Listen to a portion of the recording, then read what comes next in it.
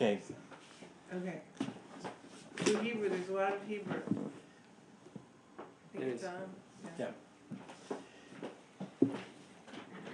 And also that the going back to the Hebrew issue, that it also depends which country they're coming from, which community they're coming from, because if there is some kind of good Jewish education, structured Jewish education in the communities, kids might have very good Hebrew, and like Romania, those who are coming from the Lauder school, they have very good Hebrew, very good. Like it's even if they're not in Israel before, or like they're not, maybe they were traveling but didn't spend time in Israel, but they speak very good Hebrew, which is also an amazing thing because it's almost impossible. Like it's very hard to learn Hebrew without being exposed to Israel, like to go to Israel and be there in Israel for at least for some time, and especially like in the Central Eastern European countries. But there's some kids speak very good Hebrew. But I mean, you only have them for 2 weeks, so I assume you're not doing Hebrew language instruction. No, like the goal is the taste. That's why, for example, we're focusing specifically on the smaller kids, because if they're from the early childhood, they hear it. They already know the Aleph Bet. They know to say some of the words. It might be attractive for them. So by the time they will get to learn some kind of language beside English, they might consider that it was easy. Like in 12 days, I learned a couple of sentences. Parents will see it and they say, wow. So my child start to speak Hebrew. Maybe I should go to some kind of course or whatever. That's great. Should we go into the next section?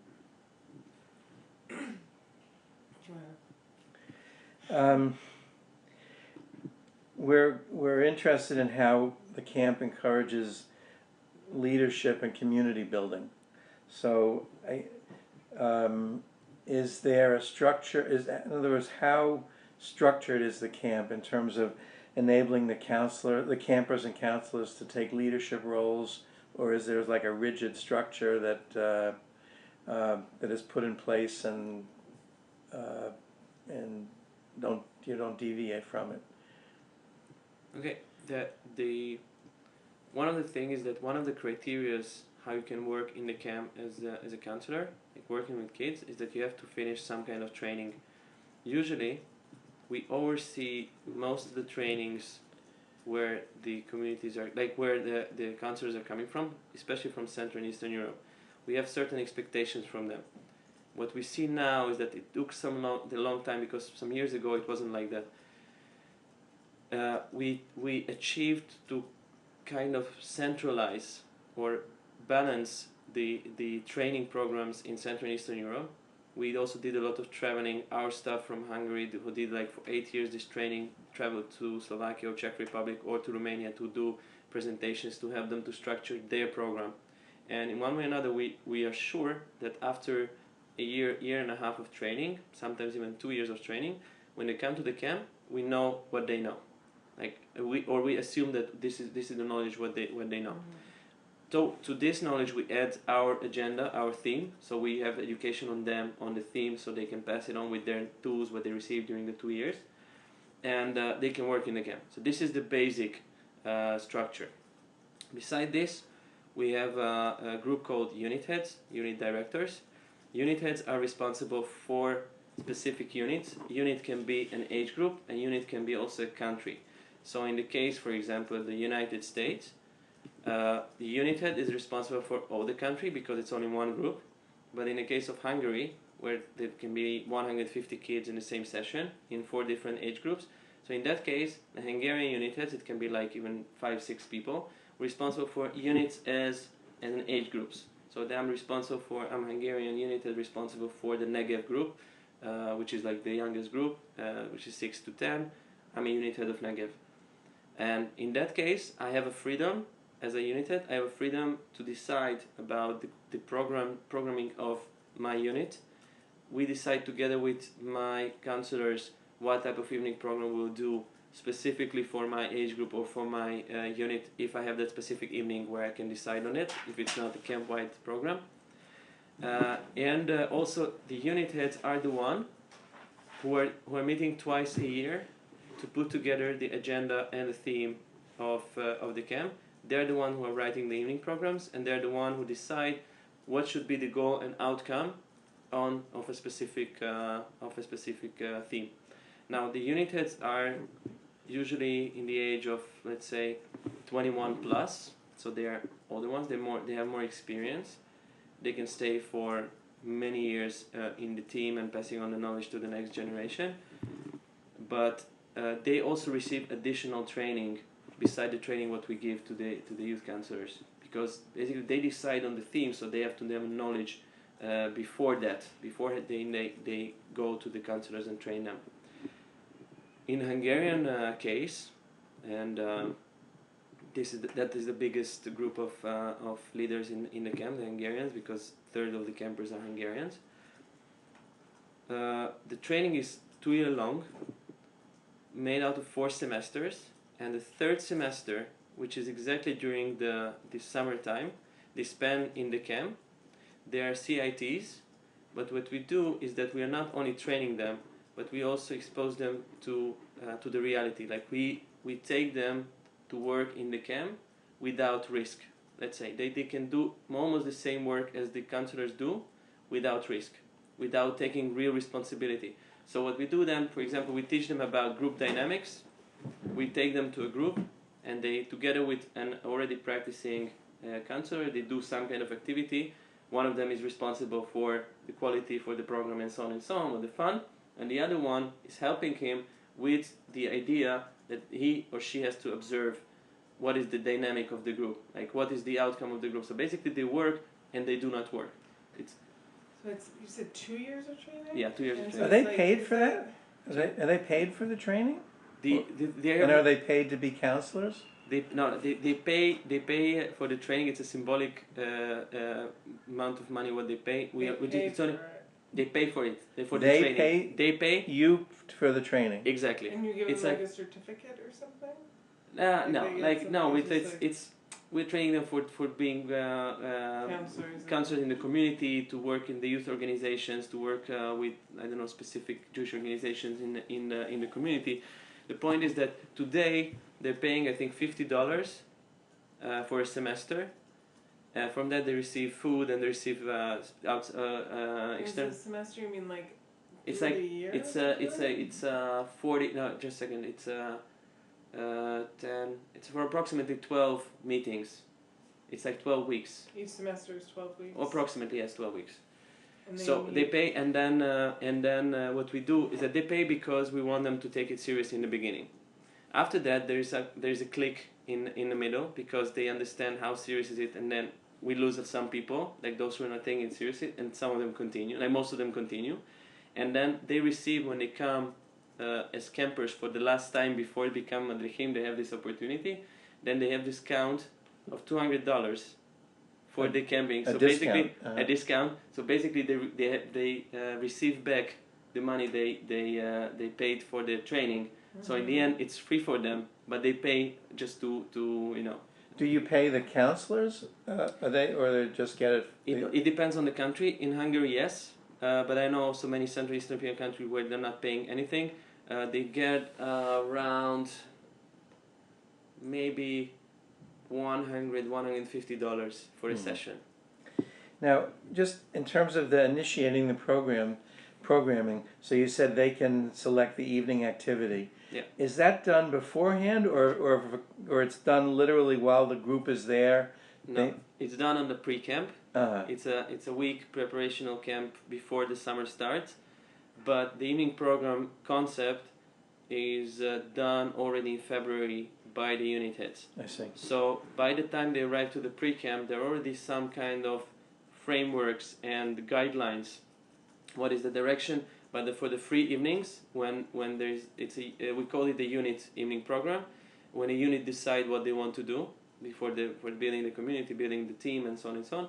In that case, they decide on the pre-camp. So they have approximately another week and a half to prepare everything for that evening.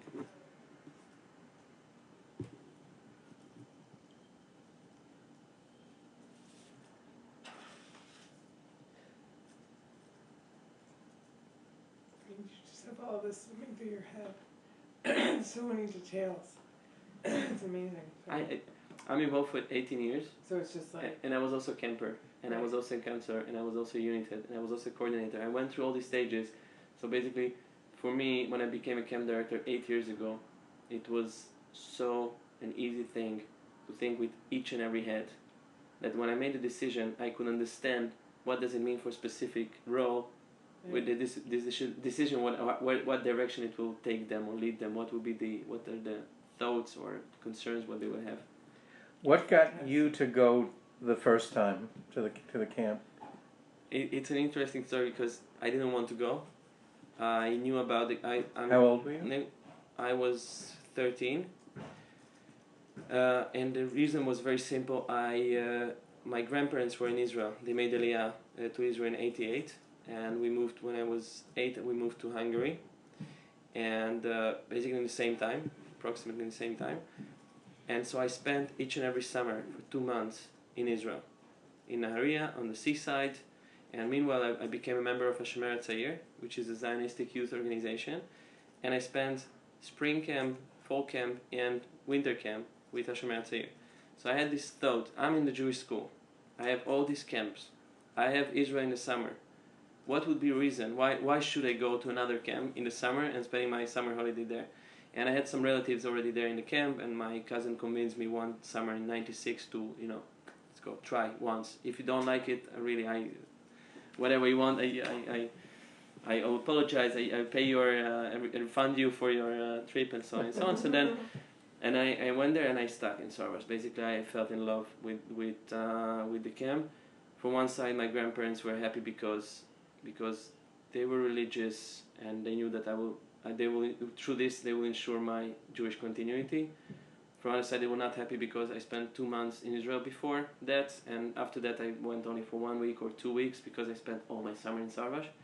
And I started to grow up in that. I went first for 1 session, then I went for 2 sessions, then I went for 3 sessions, then I started the training program, then I became a youth counselor, and all these things that came very, very fast. And then, fortunately, they passed away, but I think that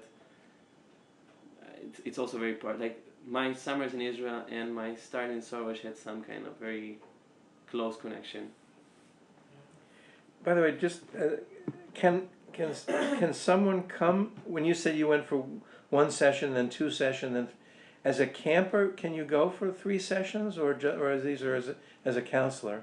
You can for both, like also as a camper and also as a counselor. There are campers who are coming back 2 or 3 sessions because they want to be there, or there also might be that in Hungarian case they are part of the family service of the JDC. Their family situation is not that good.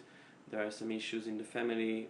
Maybe it's a single mother or some kind of medical issues in the family, whatever. But they think that it's safer for the kids to be in this Jewish safe environment, be with us, so they also come because of that. So, but do you repeat the 2 weeks there's 3 2-week sessions, so basically do you repeat the programming? We repeat most of the things with the difference is that if some of the programs do not work, then we are not repeating them in the next session. So it's a lot of feedback process. It's happening. So one example, if on the first Tuesday, 3 days after start of the camp, the program didn't work, like it was nice, nice idea, visual was nice, everything. Even the kids liked it, but the staff had this sense of this is not the real message we want to pass. They start to work from that Tuesday for another 2 weeks to change the program, so they have 2 weeks to change that specific program. So it might happen that by the 3rd session, it will be something completely different. So most of the things are copied because we structure 2 weeks and then we copy them, but there are some changes in the program. By the way, I'm hoping to come in July to visit, and I was looking forward to it before, but I mean, I'm looking forward to it a lot more after hearing what you've described. You're joining the group, which is coming on the 8th? I believe so, yes. Or 10th. 10th. It's going to be 10th, I think.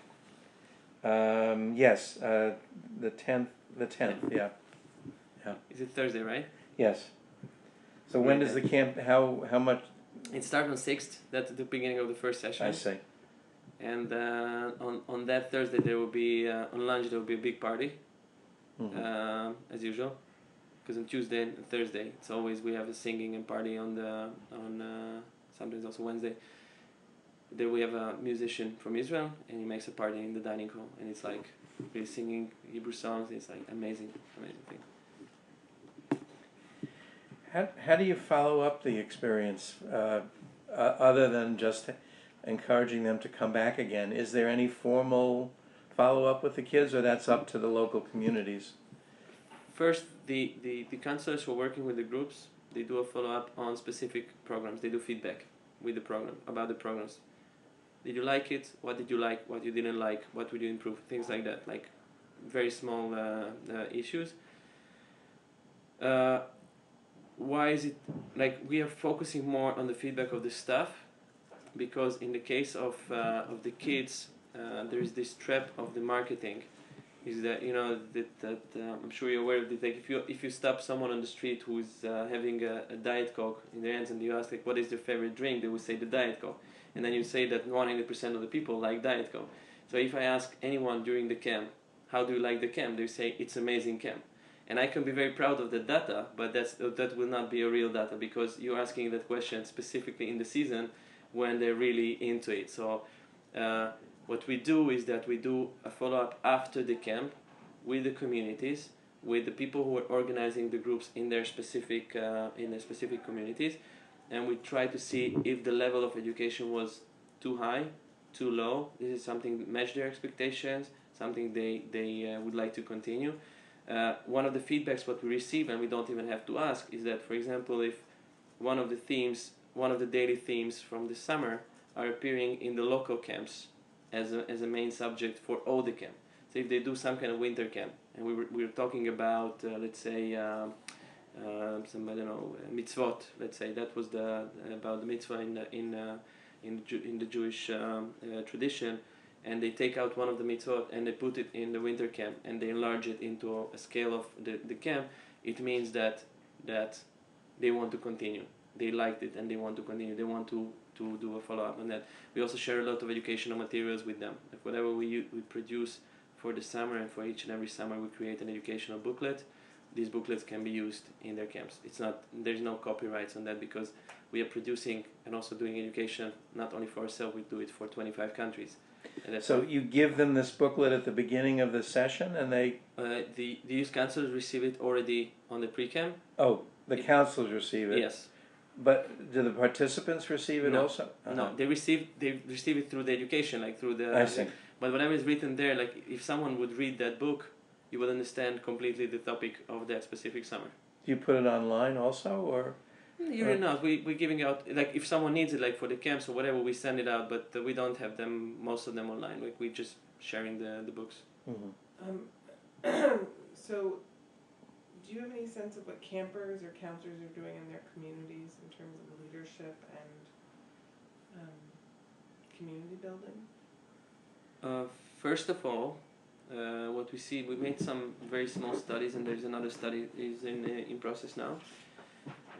What we see is that your activity in a community is much higher.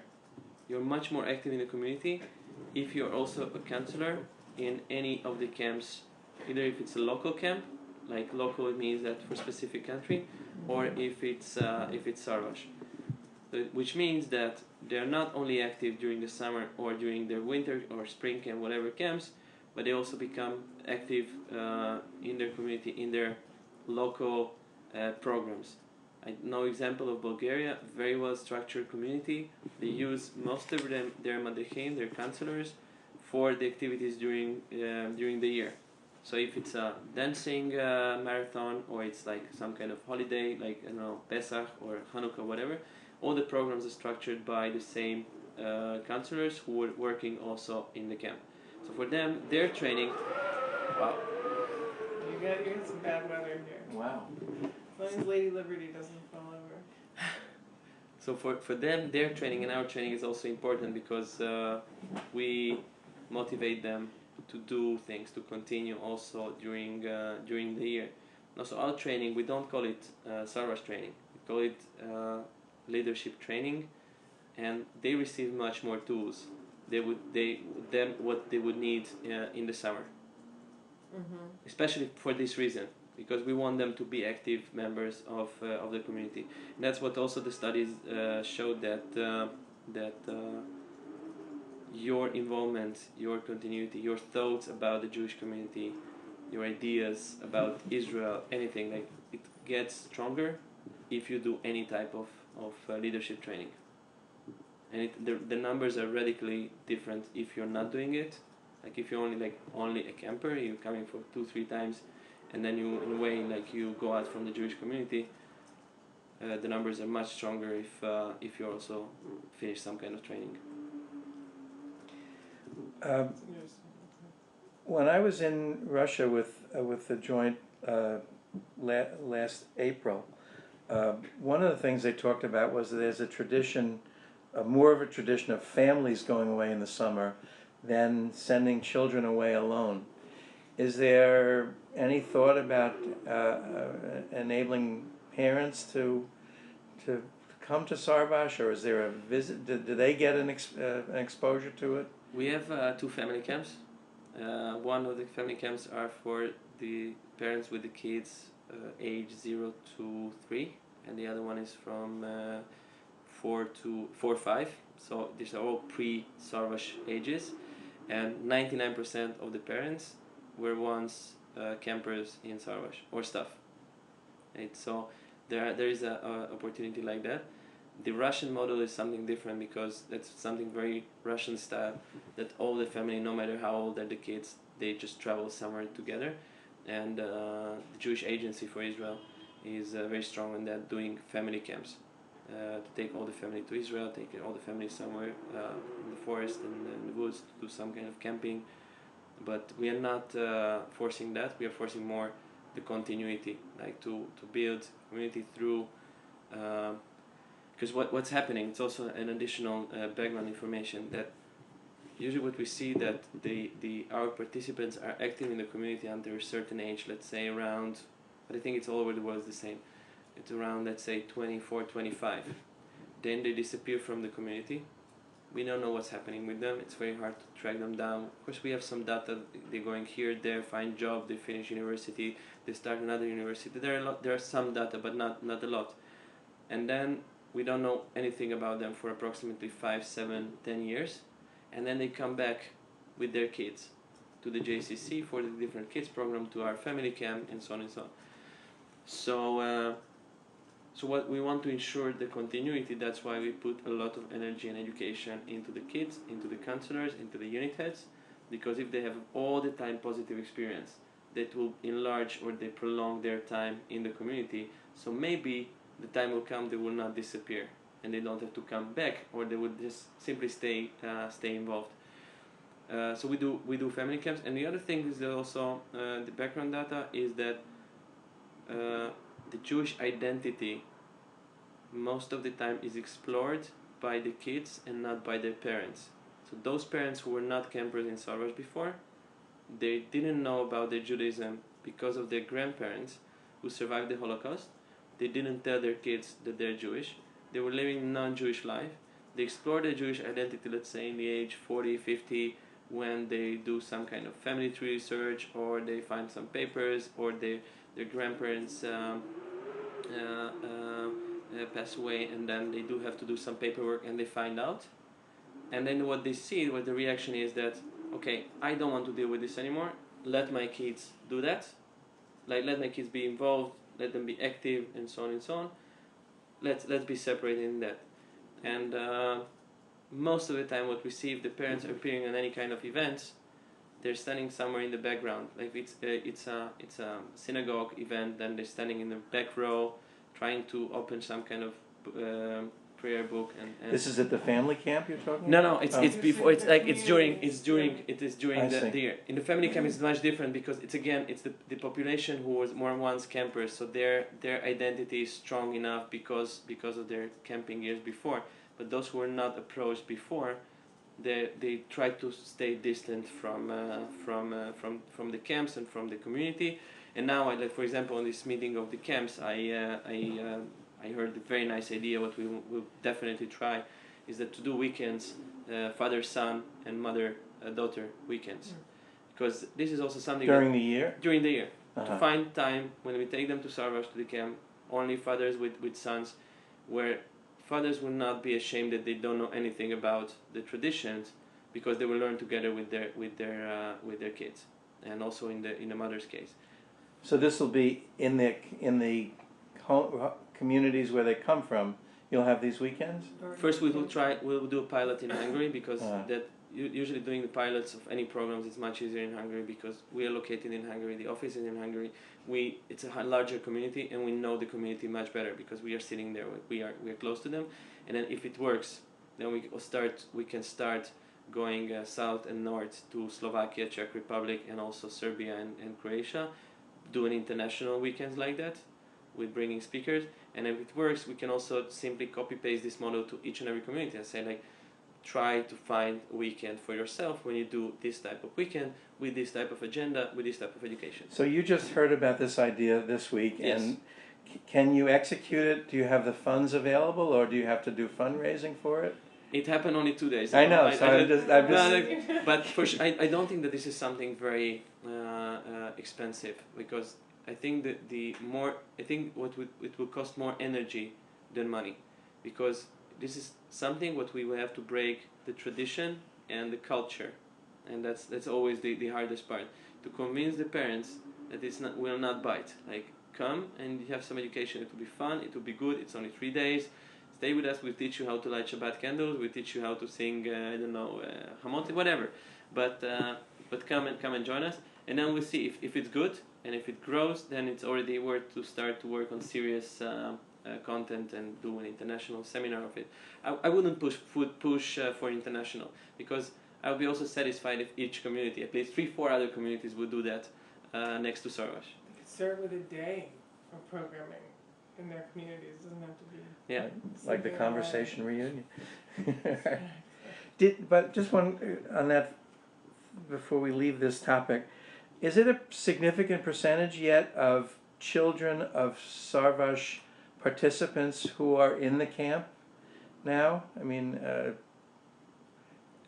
Whose parents were whose parents attended Sarvash? Is that I think the first kids who came to the camp whose parents were campers, not staff, it was in 2009. Since then, I think we have around, from the Hungarians, around maybe 10% or 15% of campers. That would mean around 500. Out of 500 people, around 50 people whose parents were campers once. Mhm. It's based on my memories on the previous summer, because I met a lot of parents who were once campers there, and it's fun. It's a lot of fun. Like, I know that in some of the North American camps, it's completely natural, because camps are like 40, 50, 100 years old. But our camp is like, this will be the 25th summer, so all this process starting now. I did this incredible thing at Camp Ramah where, I don't know what day it was, this summer, they sent out an email with all the kids who were products of Ramah marriages who were at the camp. We had some Sarvash weddings all over Europe. Like, we heard about them from many places. And last year we had the first wedding in the camp. It's great. From the couple who were campers once, they met, they were staffed together. One of them became unit head, and the other one was still counselor, so they were also boss and this type of relationship. And they had they said they decided like some years ago that if they were wedding, it would happen in Sarvash. It was an amazing thing, like to build a chuppah in the middle, or like on the main square, and have the dining hall field like look completely differently, different type of food, party, it was amazing. Did they get married during this camp season? Yeah, it was Oh. like we started like all last year's season started with this wedding. Like, we did with this wedding, we took off the chuppah and the stage, and a few hours like after the wedding, like the day after, and a few hours later, the senior participants arrived. This is a senior camp with the participants 65 plus, and most of them were Holocaust survivors from Hungary. So it was also like all this continuity, like it one place, and then the family camp came in. It was like amazing. It was an amazing wedding and all these things. It's great. So beautiful.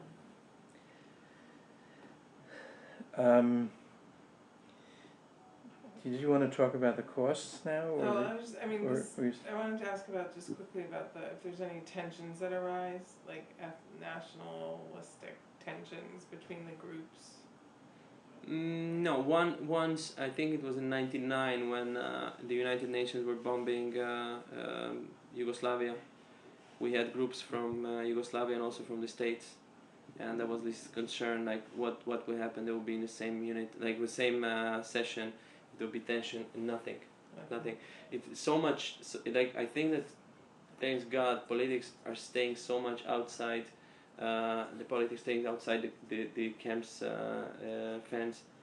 That, for example, until today, Czech Republic and Slovakia is coming to the camp as one country. There are still Czechoslovakia in the camp, which it doesn't exist already for years.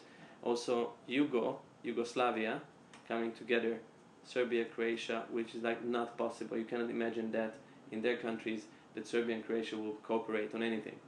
what about former Soviet Union and Ukraine this summer? It's a very good question, and we'll see. Hopefully, it will not impact or influence their decision making, their organization. I know that JDC is doing a lot of work now to stabilize the Jewish community there and to see what's happening. Like we will see the outcome of that. But the critical what can be like Russian part is not a problem because Russian organization, like all this recruitment, will happen most probably exactly in the same way. Ukraine will be a problem, or Ukraine might be a problem, might be a concern. Then it's also a question if the European Union will give visas to Russia to come, and if they have to cross the border of Ukraine by train or the buses, if we'll do that way or they will fly over. We'll see. That's another few months, then we'll see how it will work. Hopefully it will not be a problem. I'm going to stop this and start it again so that the file is only a half an hour. Or an hour. Oh, you did a half hour before.